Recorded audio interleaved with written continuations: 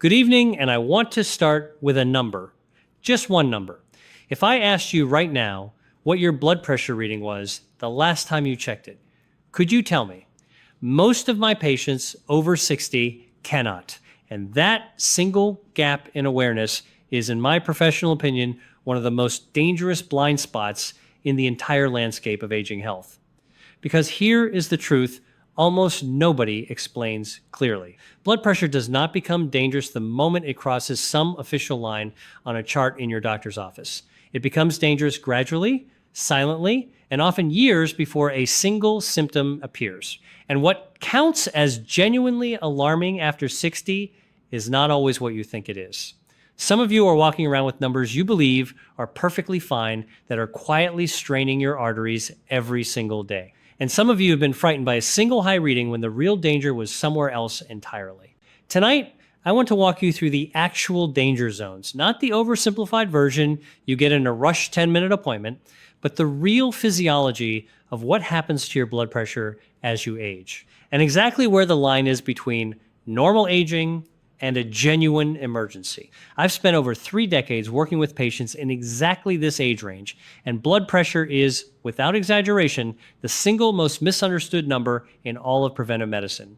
Before we go further, I want you to do something for me. Drop a comment below right now with your most recent blood pressure reading and your age. I read every comment on this channel personally, and I want to understand what you're actually dealing with, because the patterns I see in the comments genuinely shape the videos I make next. We have an incredible community of people here who are done being passive about their own health, and I want you to know you are part of it. Now, before we walk through the zones, I have to tell you something that stopped me cold the first time I encountered it in the research. Most people assume the danger only runs in one direction, that the higher your blood pressure climbs, the worse things get in a straight, predictable line. That is not what the evidence shows. There is a second danger zone, one that almost nobody warns people over 60 about, where pushing your numbers down too aggressively, too quickly, can be nearly as dangerous as leaving them too high. I'm going to reveal exactly where that zone sits at the very end of this video. And I promise you, if you or someone you love is currently on blood pressure medication, this is the single most important thing I say in the next 20 minutes. Stay with me all the way through. Let's start at the bottom of the danger scale and work our way up, because understanding where the real risk begins requires understanding where it doesn't.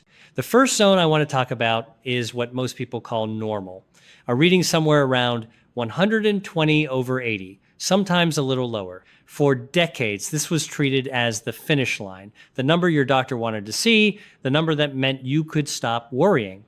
Here's what almost nobody tells you about this zone specifically for people over 60.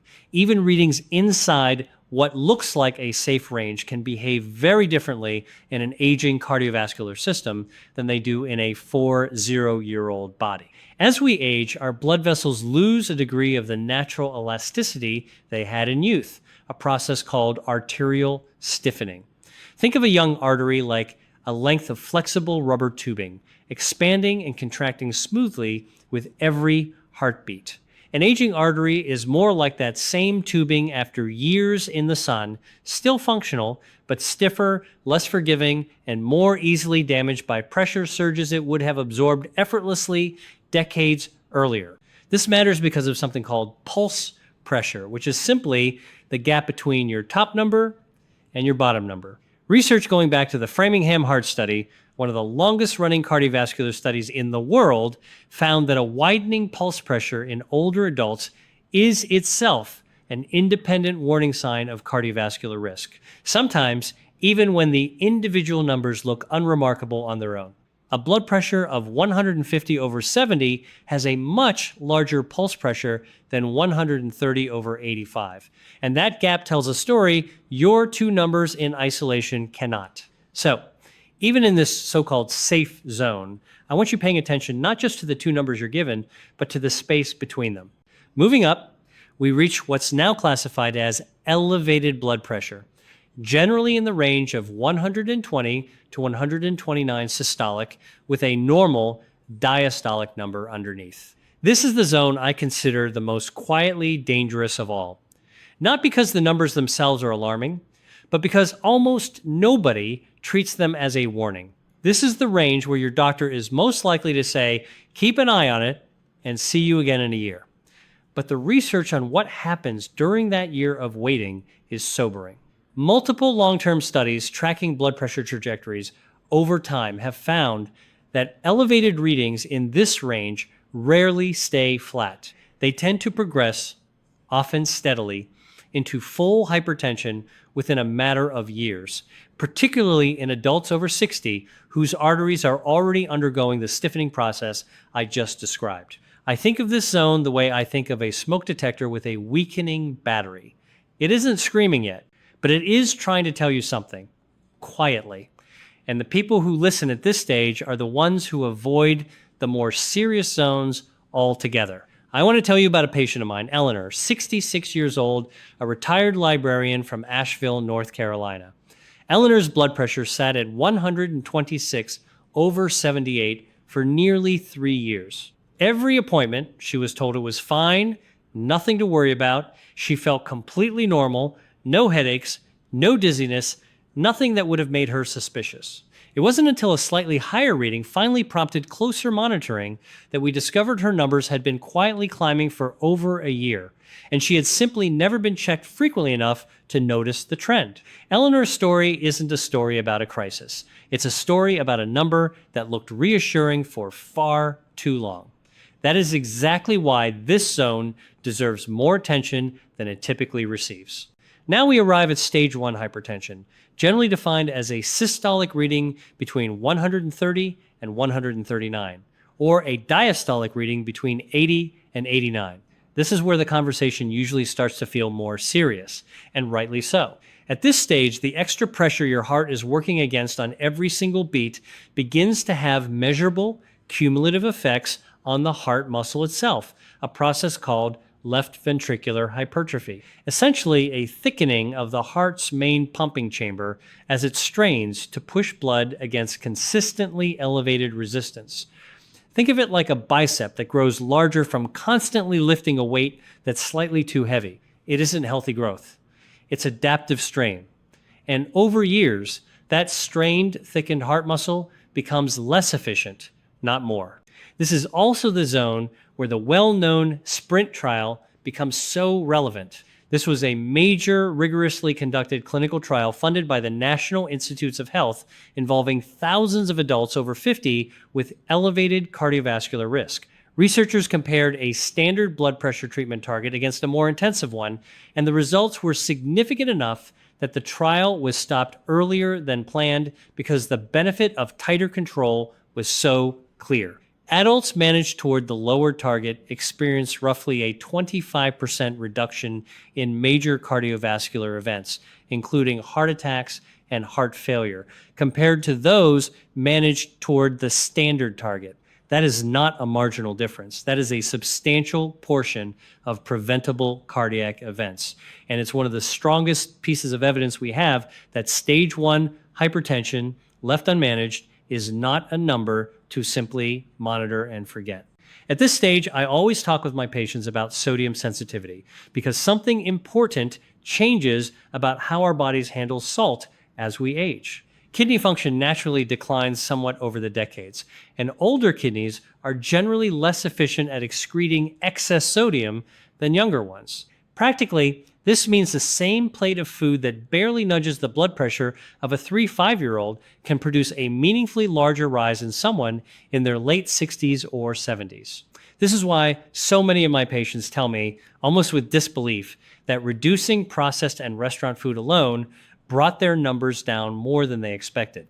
It isn't a mysterious personal weakness. It's an age-related physiological shift that deserves to be taken seriously rather than dismissed.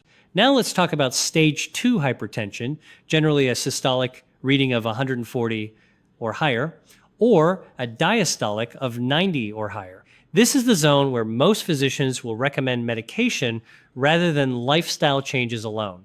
And for good reason. At sustained readings in this range, the risk of stroke rises considerably. And I want to explain why in a way that actually makes physical sense, rather than just repeating the word dangerous. Your brain depends on a remarkably delicate network of small blood vessels to deliver oxygen and nutrients to every region responsible for memory, coordination, and cognition. Sustained high pressure inside these small vessels over months and years causes a kind of microscopic damage called small vessel disease, tiny areas of injury that individually seem insignificant but accumulate over time. Neurologists sometimes describe this as death by 1,000 cuts, not one dramatic event, but a slow accumulation of small injuries that eventually add up to measurable cognitive decline, and in more severe cases, a stroke. I want to pause here and ask you something. If this information is helping you see your own numbers differently than you did 5 minutes ago, please take a moment to hit that like button and subscribe if you haven't already. I release new videos every week specifically for people who are serious about protecting their heart, their brain, and their independence as they age. Every subscription helps me reach more people who are quietly dealing with exactly what we're discussing tonight. And your support genuinely matters to this channel continuing.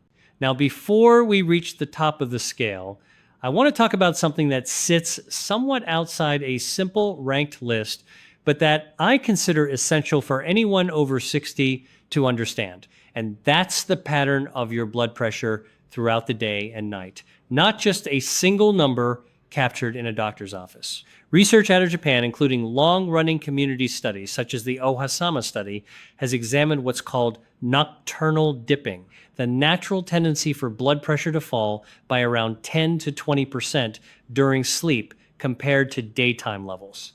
In healthy cardiovascular systems, this dip is protective, giving the heart and blood vessels a genuine period of rest. But researchers have found that a meaningful portion of older adults are what's called non-dippers, meaning their blood pressure stays elevated through the night rather than falling as it should. Non-dipping patterns have been associated in multiple studies with a higher risk of stroke, heart disease, and cognitive decline, independent of the daytime readings your doctor typically relies on. This is part of why a single reading taken during a rushed appointment tells such an incomplete story, and why home monitoring, ideally at different times of day, gives a far more honest picture than the reading your doctor captures once a year. There's also a related phenomenon called the morning surge, a natural rise in blood pressure that occurs in the hours after waking, driven by a cascade of stress hormones preparing your body for the day ahead. Research led by cardiologist Kario and colleagues in Japan found that an exaggerated morning surge is associated with meaningfully higher stroke risk in older hypertensive patients, particularly those already managing stage 2 hypertension. This is one of the reasons stroke risk is measurably higher in the early morning hours than at almost any other point in the day. And it's a pattern I discuss with nearly every patient over 65 whose numbers run on the higher end. And now we reach the top of the scale, what's classified as a hypertensive crisis, generally a systolic reading of 180 or higher, or a diastolic reading of 120 or higher. I want to be very direct with you here, because this is not a zone where I want you calmly finishing this video and deciding to make dietary changes over the coming weeks. If you or someone you love gets a reading in this range, accompanied by chest pain, shortness of breath, sudden confusion, vision changes, or difficulty speaking, that is an emergency requiring immediate medical attention, not a wait-and-see situation. Sustained pressure at this level can cause damage to blood vessels throughout the body within hours, not years, affecting the heart, the brain, the kidneys, and the eyes simultaneously. I had a patient, Walter, 72, a retired contractor from Dayton, Ohio, who came to my attention after a reading of 190 over 110 was caught almost by accident during a pharmacy blood pressure check. Walter had no symptoms whatsoever. He felt completely normal, which is precisely what makes this level of hypertension so dangerous. It very often produces no warning signs at all until the damage it causes becomes symptomatic on its own terms, frequently in the form of a cardiac event or a stroke. Walter's case is a reminder of something I tell every patient in this age group. The absence of symptoms is not the same thing as the absence of danger. Blood pressure is sometimes called a silent condition for exactly this reason, and that silence is precisely what makes routine monitoring, not occasional monitoring, so essential after 60.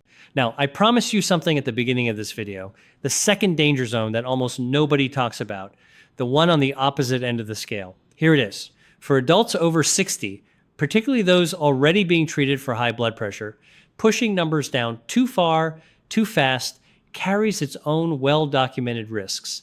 And this is where I want every one of you watching, especially if you're currently on medication, to pay the closest attention. The first concern is orthostatic hypotension, a sudden drop in blood pressure when standing up from sitting or lying down. This becomes considerably more common with age, and research suggests it affects a substantial proportion, commonly cited at around 1 in 5 of community-dwelling adults over 65, with even higher rates among those in long-term care settings. When blood pressure medication pushes resting numbers very low, that drop upon standing can become more pronounced, leading to dizziness and, critically, falls. For someone over 70, a fall is not a minor inconvenience. It is one of the leading causes of serious injury, hospitalization, and loss of independence in this age group. I have seen patients whose blood pressure was managed so aggressively that their treated numbers looked excellent on paper, while their fall risk quietly climbed in the background, an outcome that helps no one. There's also the matter of how the aging brain relies on adequate blood flow to function properly moment to moment. Unlike a younger brain, an aging brain has somewhat reduced ability to automatically compensate for sudden drops in blood pressure, a process called cerebral autoregulation. This is part of why some geriatric specialists now argue for slightly less aggressive blood pressure targets in adults over 80, or in anyone with a history of falls, prioritizing stability and quality of life over chasing the lowest possible number simply because it looks better on a chart. This is precisely the nuance that got lost when the SPRINT trial results were widely publicized.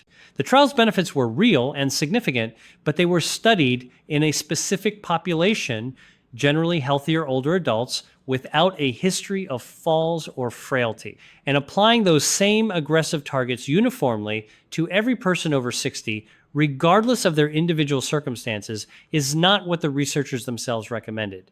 This is why I tell every patient the same thing. The right blood pressure target after 60 is not a single universal number pulled from a chart. It is a number determined in conversation with your own physician, taking into account your individual risk factors, your fall history, your kidney function, and how your body actually responds, not just the number that looks most impressive on paper. So, if I had to summarize the real danger zone for people over 60, it isn't one number, it's two boundaries. Above roughly 130 over 80, sustained over time, your risk of heart attack, stroke, and cognitive decline begins climbing in ways that are well documented and worth taking seriously. But pushed too aggressively below your body's individual tolerance, particularly if you're older, frail, or prone to dizziness upon standing, you risk trading one danger for another. The goal was never simply the lowest number possible. The goal is the range where your particular heart, your particular brain, and your particular arteries are genuinely protected. And that range deserves a real conversation with your doctor. Armed with the questions this video has hopefully given you the confidence to ask, hit the notification bell so you never miss a new video, and please share this with someone you love who is over 60, because understanding these numbers, both ends of the scale, could genuinely change the trajectory of their health. Leave me a comment below and tell me what your blood pressure reading was the last time you checked, and whether anything in this video surprised you.